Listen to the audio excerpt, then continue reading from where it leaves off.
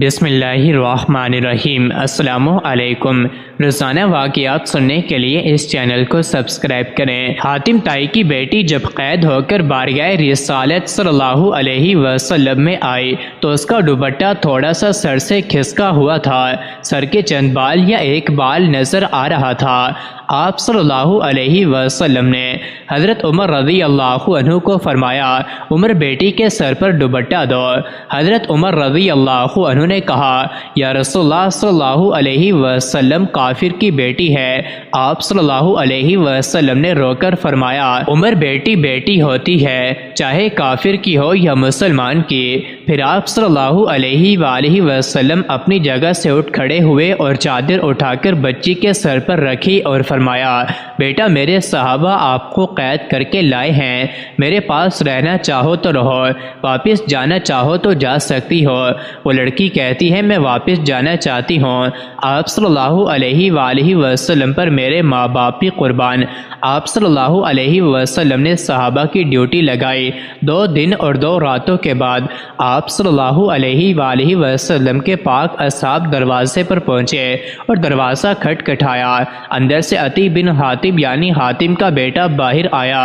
جب بہن کو غیر محرم صحابہ کے ساتھ دیکھا تو غصے میں آ گیا۔ پہلا سوال بہن سے پوچھا کہ مسلمانوں کا نبی کیسا ہے؟ بہن بھاگ کر آگے ہوئی، بھائی کے منہ پر ہاتھ رکھ کر کہتی ہے، بھائی غلط لفظ منہ سے نہ نکالنا، میرا باپ بھی میری عزت کی حفاظت نہیں کر سکتا تھا جو محمد عربی صلی اللہ علیہ وآلہ وسلم نے کی ہے۔ اس نے پوچھا، ان صحابہ کا کردار کیسا ہے؟ کہنے لگی، نماز کا وقت ہوتا تھا یہ نماز پڑھتے تھے، میں نے ان کا چہرہ نہیں دیکھا، انہوں نے میرا نہیں دیکھا۔ بھائی کا غصہ ٹھنڈا ہو گیا، کہنے لگا، اگر مسلمانوں کا نبی اتنا اچھا ہے تو مسلمان کیوں نہیں ہوئی؟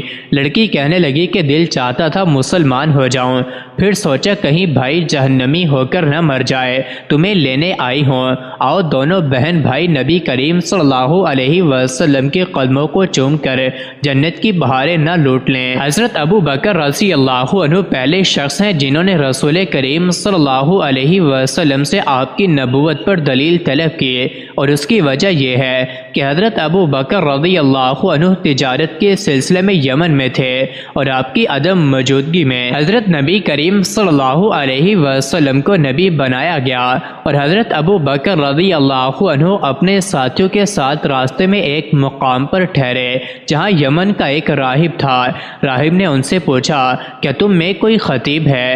انہوں نے کہا، ہاں، اور انہوں نے حضرت ابو بکر رضی اللہ عنہ کی طرف اشارہ کیا۔ اس نے آپ کو اکیلے ہی اپنے پاس بلایا اور آپ سے کہنے لگا، تو کہاں سے آیا ہے؟ آپ نے کہا، مکہ سے۔ اس نے کہا، وہاں کوئی مدعی نبوت ظاہر ہوا ہے؟ آپ نے کہا، نہیں۔ راہب نے کہا، مکہ سے میرے پاس ایک تصویر آئی ہے، میں وہ آپ کو دکھاتا ہوں، اگر آپ نے اس سے ملتے جلتے کسی شخص کو پہچانا تو مجھے بتانا۔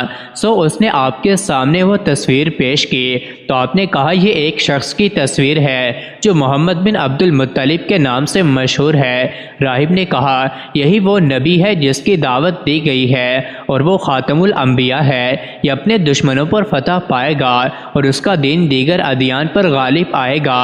حضرت ابو بکر رضی اللہ عنہ نے کہا، ہمیں تو اس کی یہ بات معلوم نہیں، اور نہ اس نے دعویٰ کیا ہے، اور نہ وہ علم میں مشہور ہے، اور نہ اچھا لکھ سکتا ہے، اور نہ اس نے یہود و نصارہ سے میل جول کیا ہے۔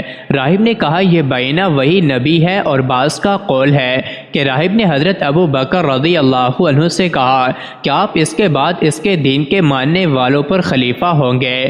بس حضرت ابو بکر رضی اللہ عنہ راہب کے ہاں سے واپس آ گئے، اور راہب نے جو کچھ آپ سے کہا آپ نے اپنے ساتھیوں میں سے کسی کو نہ بتایا، اور جب آپ مکہ آئے تو آپ کی ماں سلمہ ام الخیر نے آپ سے کہا، آپ کے دوست محمد نے جو کچھ کیا ہے آپ کو اس کی خبر ملی ہے، اس کا خیال ہے کہ وہ نبی ہے، اسے اللہ نے نبی نبی بنایا ہے؟ آپ نے اپنی ماں سے کہا وہ کہاں ہے؟ اس نے کہا وہ ترا میں ہے۔